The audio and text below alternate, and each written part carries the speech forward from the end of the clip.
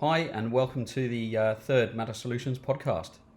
I'm Ben, and I'm the director here at AskMatterSolutions, and we've got a few things to talk to you about today. But first of all, I need to introduce my co-host.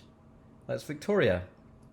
She's been working at AskMatterSolutions for 5 years now, and has transitioned from helping out with accounts and admin and that sort of thing, right the way through to becoming a very skilled SEO, social media manager, and able to keep an eye on all sorts of stuff in terms of analytics and updating websites. So over to you, Victoria. What do you do? Pretty much, everything that Ben just said. But yeah, I quite like my role here because it lets me wear different hats, and each day is very different, which is great. So so today we thought we'd talk about should I use the slider carousel and how to evaluate WordPress plugins. So there are two questions that we get asked a lot by clients. So Ben's going to take you through the slider carousel first, and then I'll talk to you about plugins. Okay, thank you very much. Well, actually literally just got off a call with a client this morning, and big question was, hey, I would like to add one of these cool slider things. Look at this competitor of mine. Look at it. Isn't it wonderful? Yes, what business owners love and what I love are different things, but here we go. This is the website. Has it stopped running? I think it has. If I hit refresh, we'll start it all over again. Here we are, Wilson's Garage Doors. Yep, animated, doing the thing, and you've got the little motion thing going on, and now it's gonna change. All right, so this isn't technically a slider, but it is the same kind of element. It's an animated component that shows multiple pieces of content in one huge footprint piece of the website. Now, if we were sat here looking at this website like a TV, this would be great. But people don't use the web that way. People don't sit and spend time looking at things. People buying websites do. They sit and look at their web page, and they look at it and they think, oh yeah, I'd love to say more on this page about this remotes and spare parts. Yeah, but burying it on the fourth slider means that hardly anybody is ever going to see it, and they're not going to notice or click down here. Well, fifth thing. See, I even got that wrong. They're not going to notice. Will you notice? No. So it kind of gets to the point that this thing doesn't have the intended outcome. And it really is about outcomes, right? So this is what we're always talking about here at AskMatterSolutions. The whole thing about moving to remote work, everybody's, focused on the outcome of the thing they're doing for the clients. And that means that I don't really have to worry whether somebody's at their desk at 8 a.m. or 7 a.m. or 9 a.m. As long as the outcomes are being achieved for the clients, that's great. Actually makes us pretty well immune to the coronavirus as a business right now, but yeah, that's a whole nother thing. Back to the carousel. This thing takes up a lot of space, and yeah, it's a nice looking website. Oh, good old Jack. He looks like he does a good job. Happy, friendly, got some stuff, local Brisbane, that's nice. Lots of good things, lots of good elements going for this website, but this thing, I'd say, is an absolute killer. And it's not just me saying this. I actually do this Google search fairly often, and you'll see I click on this result because it's in purple. That means I click on it all the time. And if we have a look at this website, should I use a carousel.com? These guys are awesome. Yeah. Shout out to Jared Smith. I use this website all the time. So what do we think of carousels? Should we use them? No, why not? Well, because these organizations, and this is the daddy, this is the Nielsen Norman Group. These are the guys that wrote the book really on usability. I remember 2004 reading an article by Jakob Nielsen. It was like the 10 mistakes of web design, and the 10 things that people were getting wrong with their websites then are the same as the 10 things that get wrong with their websites today. Useit.com is just folded into Nielsen Norman Group these days. But look, there's all these different people who've done testing, and they've found that people, your visitors to your website, they can't find what they're looking for. Marketing and senior management think it's great, but at the end of the day, what we think's great about our own websites is secondary to what somebody looking to get their garage door fixed is looking for. You know, they are the ones that really need to be looked after. So there you go. That's my little soapbox about a carousel. Should I get a carousel? Oh, I missed my slide. Should I get a carousel? No, but you should go and have a look at this website.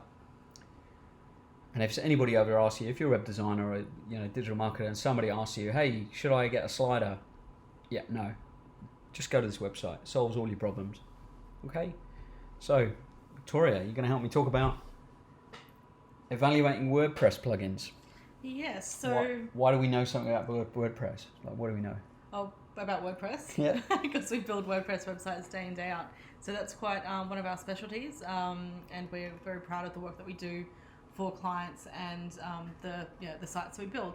So we have quite a few clients who we've built their WordPress website, and perhaps like the main thing is they need, want to learn more about the analytics behind it and that sort of stuff. So we encourage them to be empowered with the knowledge, but sometimes they go rogue and just install a range of different plugins, which might either clash with the theme or with something else that they've got going on. Yeah. So basically, we first we ask clients to ask us just to be sure. But if they don't, then or if they're hosted elsewhere, we just sort of say, make sure you do a backup of your WordPress website before you do any installs. And this just to make sure that when the plugin is installed, it doesn't mess anything up for you, and you can always revert back to the backup. Yeah. If it messes something up. Yeah, we call that a rollback. Yeah. So there's always a way of going back to the previous. Yep. Yeah, so when you go into the WordPress dashboard and look at the different plugins that you can have installed, the things to look out for plugins is like the number of installs. So if the number's quite high, that's always a good sign that it's a trusted plugin. Like 5+ million active installs, or hang on, Ben's bringing something up cool now. Yeah. So most of the plugins are here on the Codex, right? There's a huge thing, and the back end of WordPress plugs into this. And a plugin we use not very often, but we use it when we're transferring websites from one place to another, is maintenance mode. Now, which one would you pick? Which one would you pick, Victoria? Yeah, so I would look for... Just scroll... Which way do you go? This way. Yeah. So...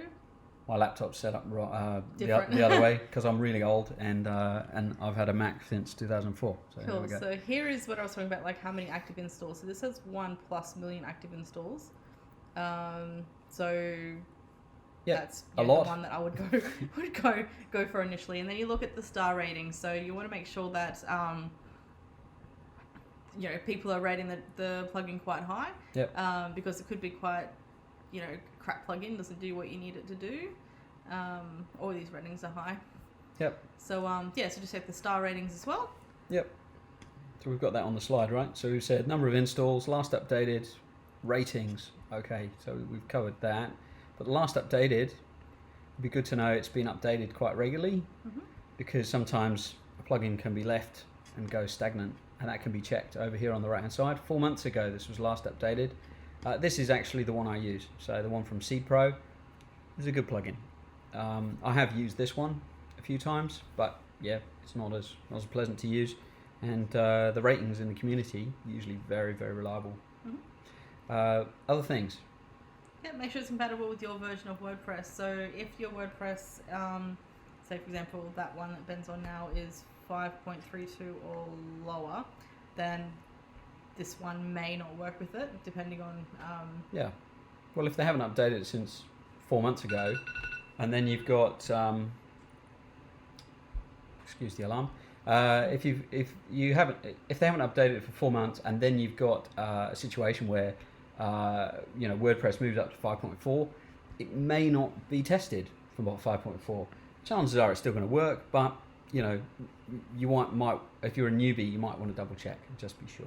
Okay, so that's what that's all about. And then, so compatibility, and then backup before you do it. So if you're with sort of advanced hosting, like the SiteGround hosting that we recommend, or with Pressidium, which is a high-level hosting that we use, and we recommend if clients want to do their own thing, but we use it as part of our WordPress hosting and security kind of packages that we do.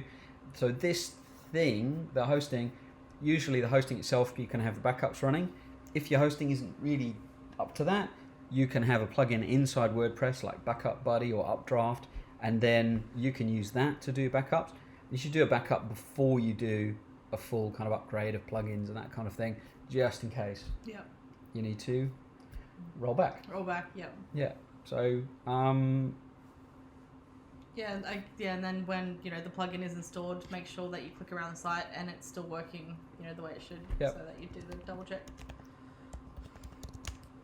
So we can quick do a double check and find out which one would you install? WordPress SEO. WordPress SEO. How many's got the most installs? Oh, which one's got the most installs? Good old Yoast. Yep, Yoast. Yeah. So which one would you install? Well, I'd install Yoast because I quite like Yoast. Yeah. Well, so all the communities are starting to talk about rank math. They're saying how fantastic it is. So that's good. It's a good balance of trying out yourself. I mean, both of them have 5-star reviews. Both of them have got loads of 5-star reviews. Both of them are compatible with 5.3.2, and both of them have tons of installations. Obviously, rank math is way behind with only 200,000, but yeah, Yoast has been around a lot. Yoast has been around for years and years and years. So so it's not necessarily this is a hard and fast rule. It's that we would recommend just not getting the ones that have lots of terrible ratings or no installs or super out of date. Yeah, because there's some issues about that. That's everything from me today. Yeah, same. Yep. Anything else to add? No. No? Good. All right. It's a nice short and sweet one. Yep, short and sweet. Thanks very much for watching. Now, don't forget, ask us questions.